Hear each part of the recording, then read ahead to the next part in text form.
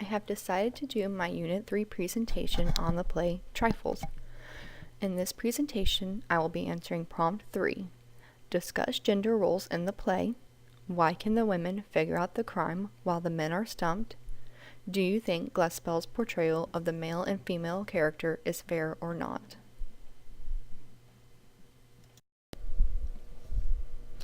In this presentation, I will talk about why the women were able to solve the murder, what each gender saw in each of the clues, how the men saw the crime scene, and how each gender saw the crime scene differently. These gender role differences are crucial to the storyline because it shows how different life was for a woman, and this difference is ultimately the answer to the question as to why Minnie murdered her husband. Lastly, I will get into my explanation about whether Glaspell's portrayal of the male and female characters is fair or not. I have decided to take the stance that she is correct and agree with her portrayal, so I will defend my reasoning and explain why I feel that way. As this play progresses, we find ourselves in a house and also in the middle of a crime scene. We have two women who are collecting things to take back to the suspected murderer and two men who are trying to investigate the murder. The women are in the kitchen for the duration of the play and are rummaging through a lot of Minnie's personal items. It is this rummaging, though, which leads them to all of the needed clues as to what happened in the house. Among these clues is a broken jar of preservatives that had been left out, stitches on a quilt that were wrong, and finally, a broken bird cage. It is when the women find the dead songbird, though, that all the clues are pulled together. It tells the women a story that the men could never have seen. It tells the story of a woman who just wanted a little happiness, and when it was taken away, it broke her own spirit.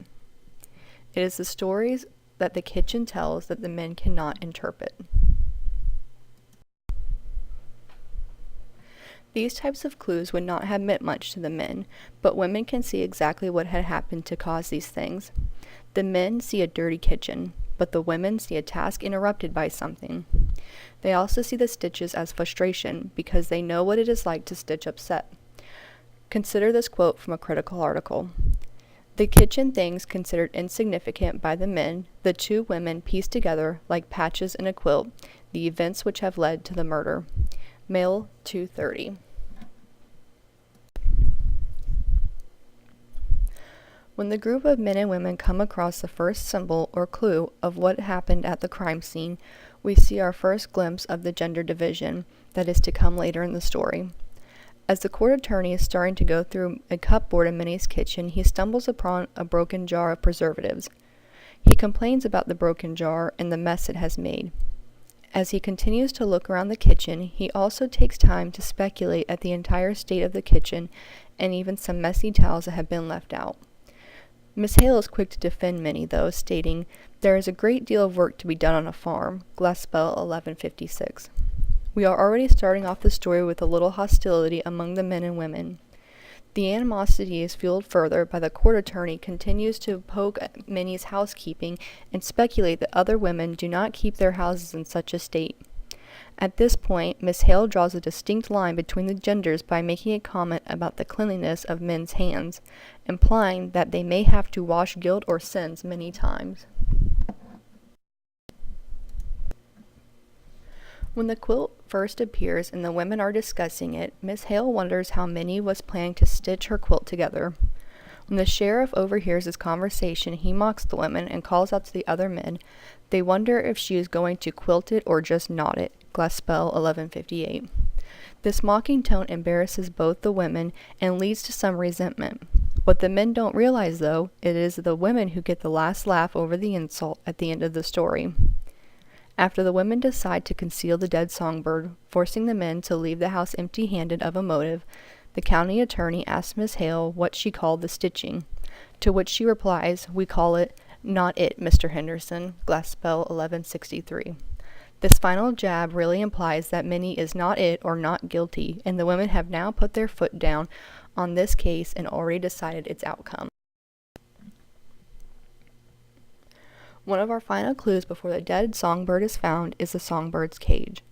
When Miss Peters discovers it, she notices the cage door is broken and wonders what happened to it.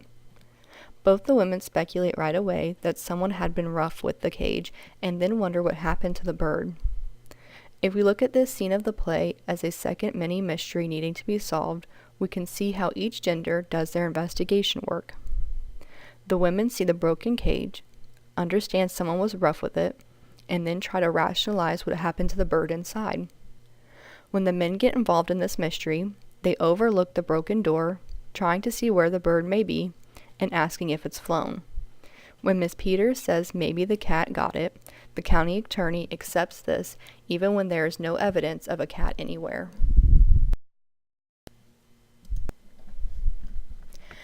As we have learned from the women, all the real clues are in the kitchen. The main reason that the men cannot solve this murder is because they are looking in every place but where the story is really being told. When everyone arrives at the house, the first place the men go is upstairs to examine the body. What they find is not surprising, a body and no clues that hold any kind of reason. It is the men's inability to see things through a woman's eyes that keeps them from solving the murder. Miss Peters is the one who really sums up why the men are incapable of solving the murder. Wouldn't they just laugh, getting all stirred up over a little thing like a dead canary, as if that could have anything to do with, wouldn't they laugh? Glaspell 1163. The men's laughter and mockery is their own hindrance.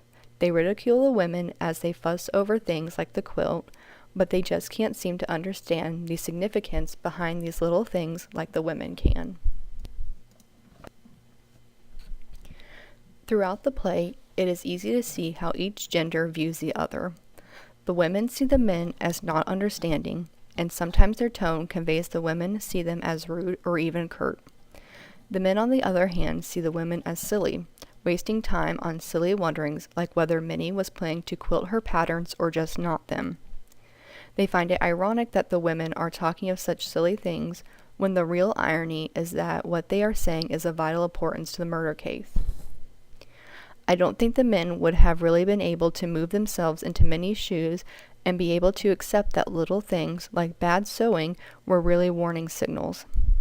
This is why gender is so important to this play. The women can clearly see these signs while the men just cannot. I think the real line of gender mattering in this play is when it comes to the women deciding whether or not to show the men the dead songbird. Many readers and the female characters see this songbird as the ultimate evidence that Minnie did commit the crime. But the real issue, I think, is whether the men would have even believed the story in the first place. Up to this point, the men have only seen the women as silly. Would they think their imaginations had just gotten away from them?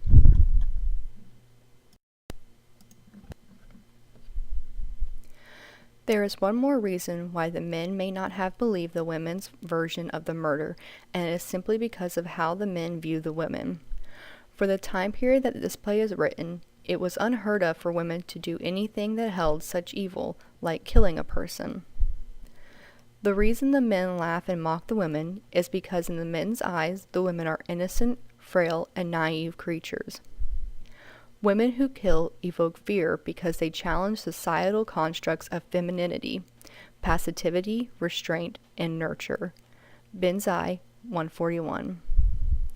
It could be assumed from this quote that the men would be unwilling to believe Minnie committed the crime out of fear that their views of women would have been changed too dramatically.